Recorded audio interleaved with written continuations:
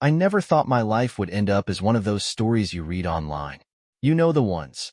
A husband catches his wife in the middle of something awful, and everything he thought he knew crumbles. But this isn't just another cheating story. What I found wasn't normal. It was something darker. Something I still don't understand. My name's Jake. I'm 33, married to Emily, 31, for the past 6 years. On the surface, we had a good life. 2 steady jobs, a modest house, and 2 kids who were the light of my life. Emily was my rock, my partner in everything. Sure, things had gotten a little stale, but what marriage doesn't go through ups and downs? Every month, Emily had what she called her girls' night. It started about a year ago. Once a month, like clockwork, she'd get all dressed up and go out with her friends. She'd leave around 6 p.m. and come home late, sometimes not until 3 or 4 in the morning. At first, I didn't think much of it. I figured she needed a break from the stress of being a mom and wife. I trusted her. She'd tell me they were just having wine, watching movies, and venting about their lives. "It's nothing exciting, babe," she'd say with a smile when I asked. "We just talk and laugh. You'd be bored stiff." I never questioned her. I enjoyed those nights, too. I'd play video games, order takeout, and get some time to myself. It felt like a win-win. But over time, things started to feel off. The first thing I noticed was how much effort Emily started putting into these nights. When they first started, she'd throw on jeans and a sweater, like anyone going to hang out with friends. But lately, she'd been dressing like she was going on a date. Heels, tight dresses, full makeup, and perfume. "Why are you so dressed up for movie night?" I teased her once. She smiled and kissed me on the cheek. "We like to make it fun. Dress up for ourselves, you know?" I let it slide. But that seed of doubt had been planted. Then came the phone. Emily had always been glued to her phone like most people are these days, but it felt different. She'd smile at texts she didn't let me see, or she'd leave the room to take calls. If I so much as glanced her way, she'd lock the screen and shove it in her pocket. One night, as she was in the shower, her phone buzzed on the nightstand. I glanced at the screen, not really meaning to snoop, but the message stopped me cold. "Can't wait for tonight. Be ready." My stomach dropped. Emily came out of the bathroom a few minutes later, wrapped in a towel, and grabbed her phone. She must have seen the look on my face. "What?" she asked, frowning. "Who's that?" I asked, trying to sound casual. "Who's who?" "The message," I said, pointing toward her phone. "Who's so excited about tonight?" She looked at the screen and rolled her eyes. "It's Kara. She's just hyping up the evening. You're reading too much into it, Jake. Why would Kara say, 'be ready'?" "It's a joke," she said quickly. "You know how girls are." I didn't know how girls were, but I let it go. I told myself I was overthinking things. I trusted her, didn't I? The night it all fell apart started like any other girls' night. Emily spent an hour getting ready, wearing a black dress I'd never seen before. She kissed me goodbye, said not to wait up, and walked out the door. I was supposed to be out of town that weekend for work, but my boss canceled the trip at the last minute. Emily didn't know that. At first, I planned to just enjoy my unexpected night at home. But as the hours ticked by, that little seed of doubt came back. I couldn't stop thinking about that text, about her secretive behavior. Something felt wrong, and I couldn't ignore it anymore. Around 9 p.m., I grabbed my keys. I wasn't planning to catch her doing anything. I just wanted to see for myself. I figured I'd show up at Kara's house, where she said they were staying, maybe drop off pizza as a surprise, and put my mind at ease. It was stupid, I know. When I pulled up to Kara's house, the driveway was empty. No other cars, no lights on, nothing. My stomach twisted. I sat in the car for a minute, telling myself I'd overreacted. Maybe they carpooled. Maybe they'd gone somewhere else. But then I saw it. Emily's car, parked down the block, hidden from view. My heart started pounding as I walked up to the house. I knocked once, twice. No answer. A sinking feeling settled in my gut. I tried the door. It was unlocked. I don't know why I went inside. I should have just walked away, but I couldn't stop myself. The house was dark except for a faint glow coming from the living room. I walked down the hall, my footsteps silent on the hardwood floor. As I got closer, I heard voices, low and rhythmic, like chanting. And then I saw it. In the middle of the living room, Emily and 3 other women sat on the floor, surrounded by lit candles. Strange symbols were drawn in chalk on the hardwood, circling a large, ornate mirror. The air felt heavy, like it was pressing down on my chest. The women were half-dressed, wearing sheer black robes that left little to the imagination. Their voices rose and fell in unison as they chanted words I didn't understand. Emily was facing the mirror, her head bowed, her hands pressed to the floor like she was in a trance. One of the other women leaned toward her, running her hands down Emily's arms in a way that felt intimate. I froze. My brain couldn't make sense of what I was seeing. What the hell is this? I shouted. The chanting stopped. All 4 women looked up at me, their faces pale with shock.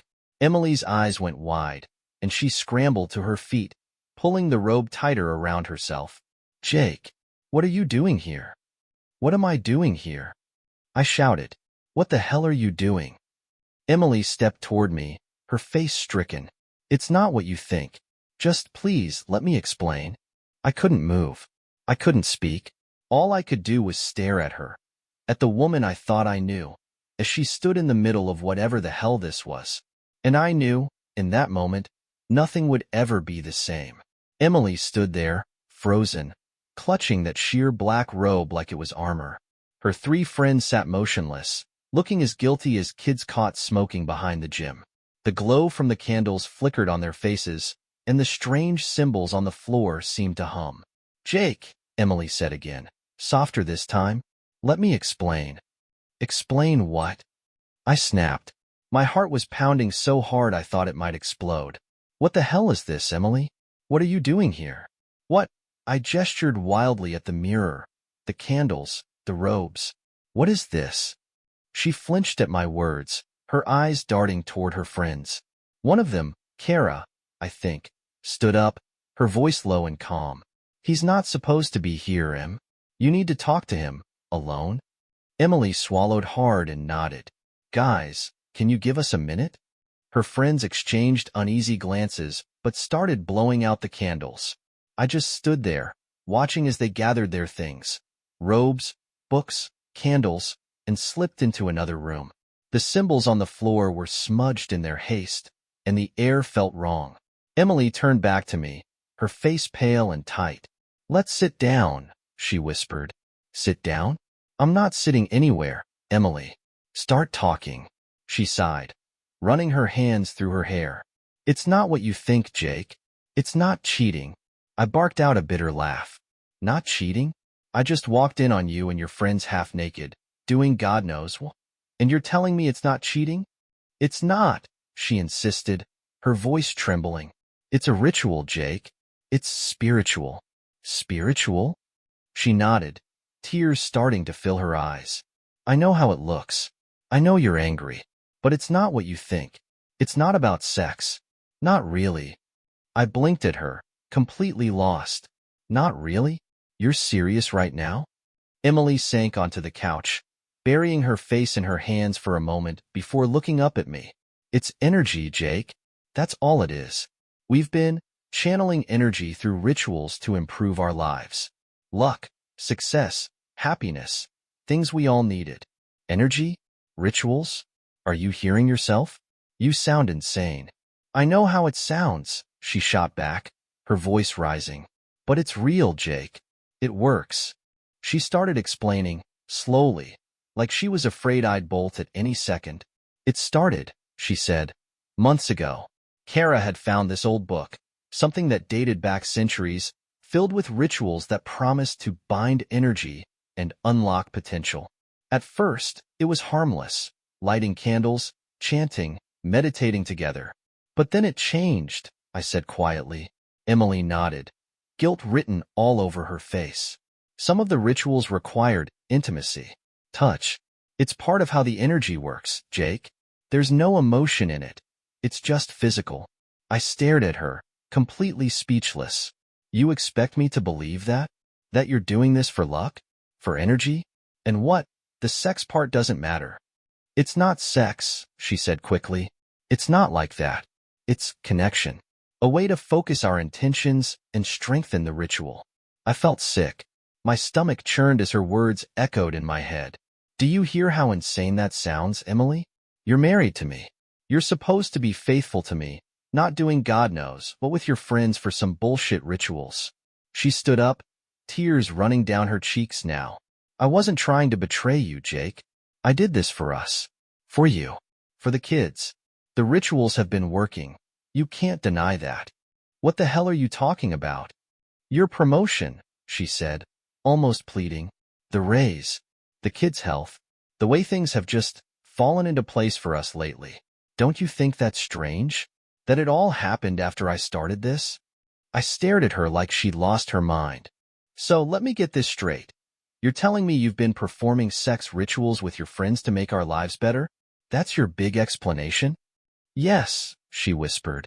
But it's not what you think. It's not emotional, Jake. It's not cheating. The room fell silent, the only sound the faint hum of traffic outside. I couldn't look at her. I couldn't wrap my head around what she was saying. Jake, please, she said softly. I'm telling you the truth. I know it looks bad, but you have to believe me. I've only ever loved you. I laughed bitterly.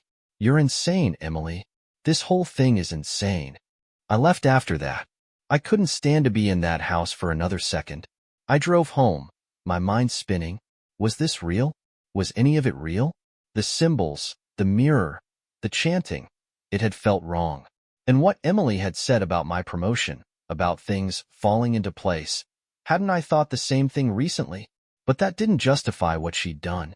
It didn't erase the image of her half-naked on the floor, surrounded by candles, with another woman's hands on her. Was that cheating? Was it worse? That night, I didn't sleep. I kept replaying everything Emily had said, over and over. Part of me wanted to believe her, to believe that it was just some misguided attempt to help our family. But another part of me knew something wasn't right. The way the room had felt, heavy and dark. The way Emily and her friends had looked at me when I walked in, like I'd interrupted something important. And the worst part? Deep down, I couldn't shake the feeling that Emily was right, that whatever she'd been doing was working. The next morning, I woke up with a knot in my stomach. My mind felt like it hadn't stopped racing all night. I couldn't unsee what I saw. Emily on the floor, surrounded by candles and symbols, doing something I still couldn't fully explain. The worst part was her words kept echoing in my head. I did this for us. The rituals are working. I wanted to dismiss it all as crazy. I wanted to believe Emily was just in over her head, caught up in some stupid fantasy. But deep down, a part of me felt uneasy. I'd gotten that promotion. Our finances were suddenly better. The kids' random illnesses had stopped. Things had fallen into place, just like she said. But at what cost? That day, I dropped the kids off at my parents' house and drove straight home. Emily had texted me a few times, but I ignored her. I wasn't ready to talk to her yet. I needed answers first, real answers. I went to our bedroom, tearing through drawers, looking for something, anything that could explain what Emily and her friends were up to. After searching through her side of the closet, I found it. A locked box shoved under a stack of sweaters. I stared at it for a second, my heart pounding. Emily was never the kind of person who kept secrets. At least, I thought she wasn't. Now I didn't know who she was anymore. I grabbed a screwdriver and pried the lock open. Inside was a book, old and heavy, with a cracked leather cover. There was no title, just strange, faded symbols etched into the front. A cold shiver ran down my spine as I picked it up. It smelled like dust and something else, like mildew or decay. When I opened it, my stomach turned. The pages were filled with strange diagrams, rituals, and notes in handwriting I didn't recognize. Some of the words were written in English, but others were in languages I didn't understand. I skimmed through, trying to make sense of it.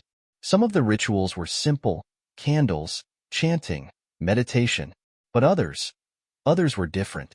They involved blood, mirrors, and intimacy. One section stood out to me. The heading read, "The bond of flesh, to channel and bind energy." I read through it, feeling sicker with every line. It described how physical acts, intimacy between participants, were required to bind energies and focus intention. The more intimate the act, the stronger the result. There, scrawled in Emily's handwriting at the bottom of the page, was a note. "This one works. Kara said results are immediate. My hands started shaking. I sat on the edge of the bed, the book open in my lap, trying to breathe. This wasn't just some yoga circle or weird meditation group. Emily had been performing sex rituals with other people because some dusty book promised it would make her life better. I felt disgusted, betrayed, angry. But the worst part was the doubt creeping into my mind. What if it was working? My life had gotten better in the past few months. The promotion at work had come out of nowhere. Money had stopped being an issue. Even my kids seemed happier, healthier. It couldn't be a coincidence, could it? Emily came home later that afternoon. I heard her keys jingle as she opened the door, and I felt my pulse spike. I grabbed the book and walked into the living room. She froze the second she saw me holding it. "Where did you get that?" she asked quietly. "Does it matter?" I shot back. "What the hell is this, Emily? What are you involved in?" Her face went pale. "Jake, I can explain." "Don't you dare say you were doing this for us again," I snapped. "I read the book, Emily. I know what you've been doing. I know about the rituals, the intimacy." She looked down, guilt etched into her features. "It's not what you think. It's exactly what I think," I said. "You've been—" I stopped, the words choking me. "You've been with other people. You've been doing that with your friends. And you're telling me it's not cheating?" Her head shot up. "It's not cheating, Jake. It's not about love or desire. It's about energy, about making our lives better. You said it yourself. Things have been good lately, haven't they?" I stared at her, barely able to contain my anger. "You think that justifies what you've done? You think that makes this okay?" "I didn't do this to hurt you," she whispered, tears spilling down her face. "I did this because I love you, because I wanted to fix things." "Fix things?" I laughed bitterly. "You think screwing around with your friends fixes things?" "It's not like that," she screamed, her voice cracking. "You don't understand. The rituals work, Jake. They work, and there's no other way to do them," Kara said. "Kara?" I interrupted, my voice ice cold. "So you've been letting your friend decide how our marriage works? How our lives work?" Emily's face crumpled. "It's not like that." "Then what the hell is it, Emily?" I said, my voice rising. "Because right now, I don't know who you are anymore." She stepped forward, reaching for my arm, but I pulled away. "Jake, please," she said, her voice trembling. "I know you're angry. I know I messed up. But everything I did it for us. I swear. You just have to trust me." "Trust you?" I whispered. "How can I ever trust you again?" That night, I sat alone in my car, staring at the book in the passenger seat. I didn't know what to believe anymore. Part of me wanted to burn the damn thing, to throw it in a fire and never think about it again. But another part of me, the part that couldn't explain my sudden promotion, our good luck, the weird way things had been going perfectly, couldn't let it go. What if Emily was right? What if the rituals worked? And what if stopping them would make everything fall apart? I didn't want to believe it. I didn't want to need to believe it. But I couldn't deny that something about all of this felt real. And that terrified me more than anything. By the time the sun came up, I'd made a decision. I couldn't live like this anymore. The shadows, the whispers, the sense that something unnatural had wormed its way into our lives, it had to stop. I didn't care what Emily said, or what excuses she gave. The book had to go. Emily was in the kitchen making coffee when I walked in, the book tucked under my arm. She turned, her face pale as soon as she saw it. "Jake," she said softly, "what are you doing?" "This ends today," I said, my voice steady.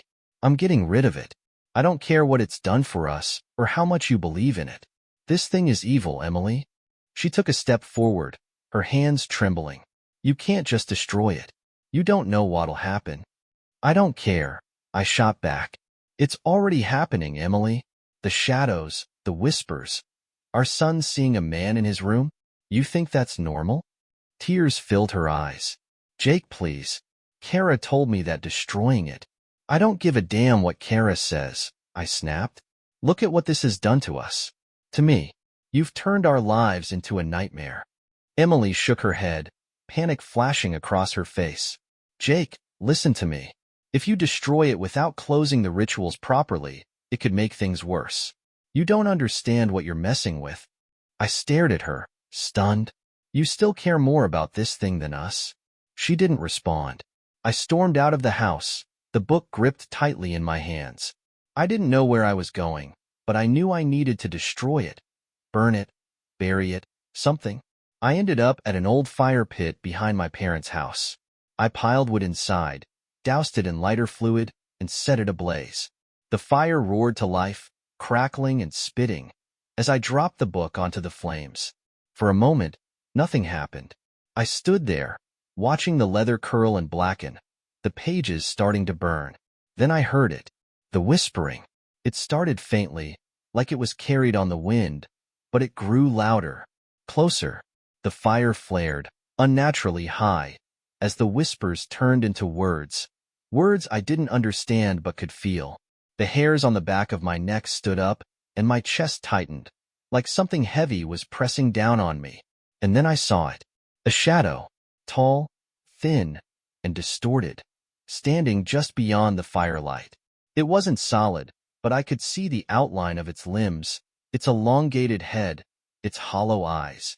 It didn't move. It just watched me. Jake. I spun around, and there was Emily, standing a few feet away, her face pale and terrified. What the hell are you doing here? I shouted. I told you, she sobbed, stepping closer. I told you we had to close the rituals properly. You don't understand. The fire hissed violently, sending a gust of heat toward us.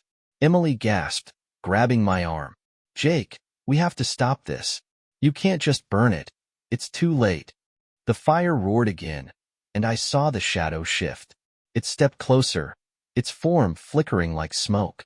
The air around us grew freezing, and the whispering turned to a horrible screeching sound, like metal scraping against metal. Emily screamed, and suddenly, the fire died. Completely. The book sat in the ashes, completely untouched. Not a single page had burned. We drove home in silence. Emily sat in the passenger seat, staring blankly out the window, tears streaking her face. I couldn't even look at her. I just gripped the wheel and tried to process what had just happened. When we got home, Emily finally spoke. We need Kara, she whispered. What? I spat. You think I'm going to let your lunatic friend back into our lives? She's the only one who knows how to fix this, Jake, she said, her voice shaking. You don't have to trust me, but you saw what happened. You can't destroy it. We have to close it properly, or it's going to keep getting worse. I didn't respond, but deep down, I knew she was right. That night, Kara came over. I hated her the second she walked through the door. This woman who had dragged my wife into this nightmare. She didn't even look sorry. You shouldn't have tried to burn it, Kara said matter-of-factly, sitting at our dining table. It's not that simple. I gritted my teeth. Then what do we do? Kara opened the book, flipping to a page marked with a red ribbon. We have to perform the final ritual. It's the only way to close the door. I glanced at Emily, who looked down at the table, avoiding my gaze. And what does this ritual involve? Kara hesitated. It's complicated. Spare me the mystery act, I snapped. What does it take? She looked me dead in the eyes. All of us. Together. I wanted to say no. I wanted to grab that book, throw it into the ocean, and pretend none of this had ever happened. But after what I'd seen, what I'd felt, I knew that wasn't an option. So I agreed. The final ritual happened the next night. Kara, Emily, and I sat in a circle in the living room, surrounded by candles. The symbols were drawn again, perfectly this time. A mirror stood propped up in front of us, reflecting the flickering flames. Kara started the chant, her voice low and steady. Emily joined in, her voice shaking. I sat there, feeling like an idiot, until Kara shot me a look. Jake, say it. I swallowed hard and started repeating the words. They felt strange on my tongue, like they didn't belong to me. The air in the room grew heavy again, pressing down on my chest. The flames flickered wildly, and I saw movement in the mirror, the shadow. It was there, standing behind us, its form shifting and writhing. Kara's voice grew louder, more urgent. Don't stop. The shadow moved closer. I felt something cold brush against my back, and my throat tightened. The candles blew out one by one until the room plunged into darkness. Then, as suddenly as it started, it stopped. The air cleared. The weight lifted. The mirror cracked straight down the middle, and the shadow was gone. In the weeks that followed, things went back to normal, or as normal as they could be. The strange feelings stopped. The whispers faded. The kids slept through the night again. Emily and I didn't talk about what happened. We couldn't. The damage was done, and there was no coming back from it. The book was gone. Kara took it and promised it would never surface again. I didn't ask where she took it. I didn't want to know. As for Emily and me, we're still together. I don't know why. Maybe it's because of the kids, or maybe it's because I'm still trying to figure out what the hell happened. But some nights, when I'm lying in bed, I swear I see something out of the corner of my eye. A shadow. Watching. Waiting.